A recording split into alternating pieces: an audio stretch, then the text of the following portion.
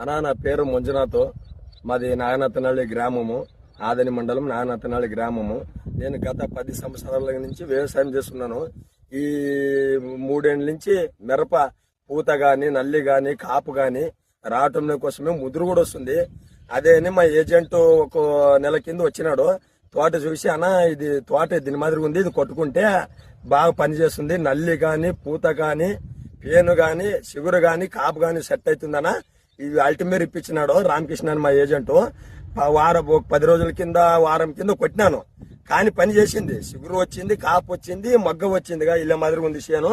మరి ఇప్పుడు కూడా ఇది 2వ రౌండ్ కొట్టిస్తున్నాడు.